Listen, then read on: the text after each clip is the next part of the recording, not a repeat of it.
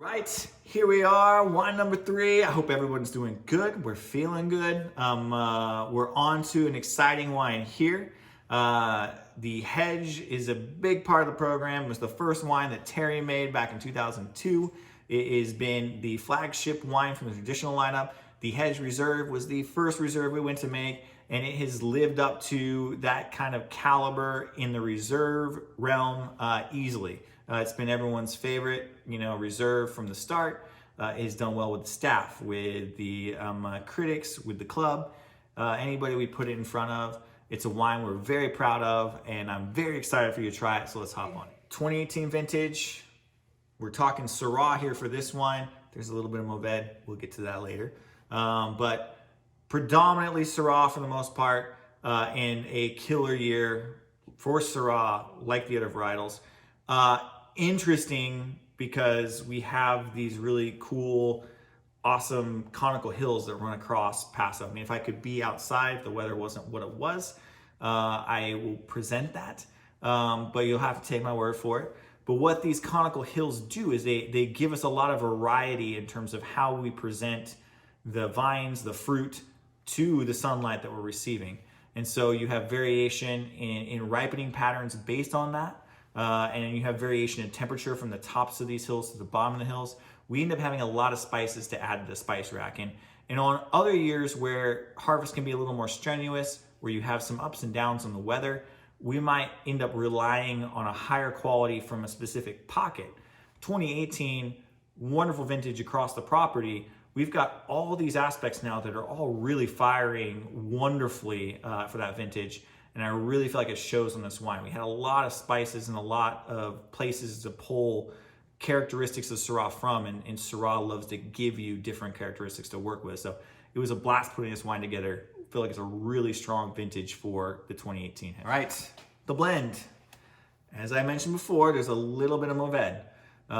You won't find anything but Syrah in the traditional Hedge, but here I've tinkered just a little bit. 1%. That leaves about 99% Syrah. No need to check my math on that one. I should be good. I know that's 100. Why 1%? Is you throw this on a label, I blend this, and it's the inevitable question. Completely understand. You go, really, that 1% is making a difference? And the quick answer is, yeah, I wouldn't put it in there otherwise. It would find a new home in something else. I didn't have to just dump 1% Mourvèdre here. It really does impact the wine. How? Well, I can use Mourvèdre in a pretty similar way that I view kind of using Roussanne on a co-ferment with Syrah. And I'll explain that a little more because that might also be a little hazy. A little bit of Roussanne or a little bit of Mourvèdre takes a Syrah that Syrah can sometimes be a little linear with the acidity that it carries here, and it just makes it more expansive. It just kind of pushes it across your palate.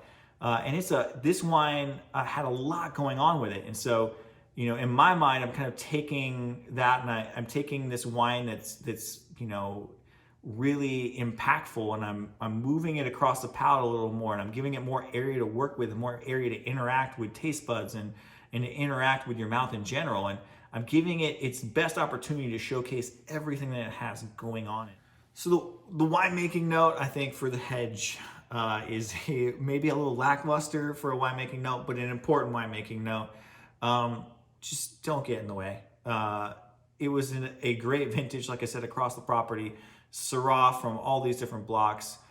It was all on point. It was all above expectation for what we would expect on an average vintage.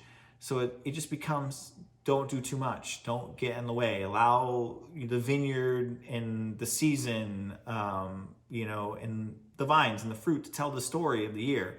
The nose on this wine just tickles me. Syrah can be it can be such a diverse varietal, depending on where it's grown and the season that year. And man, as I mentioned before, this just has so many things going on with it. I can feel that little bit of Mourvèdre kind of push the wine out on the palate, kind of make it a little more expansive. The Syrah in itself kind of wanted to be a little linear, and I really do feel like that coating quality. And it's just, it's elegantly regal. you know, in the sense that it's no hard edges to it. It just presents all these different characteristics and different flavors, from the fruit to the smoky meaty to the savory spices to the sweet spices from the barrel component. It all just sings in this wine and in such a cohesive fashion. Well, if you're like me and you really enjoyed that, and you know you find that it doesn't have a hard edge on it, you know what? To me, it's a pretty ready to go wine. I'm torn though because there's this awesome ageability component that I'm picking up right now. There's some oak on this that kind of loans a little sarsaparilla, a little bit of vanilla, a little bit of a sweet quality, and that really like becomes kind of almost like your comparable fruit component. You still have some of your dried fruits and your things, but as you move more into that earthy component, you know, after 10 years, after 12 years, after 15 years, that sweet oak is going to sing. It's kind of rises above and lifts the entire wine up. And you just end up with this really kind of magical combination of the sweet oak and the earth of the Syrah, that, you know, is a ton of fun to get into. So I'm of two worlds with this.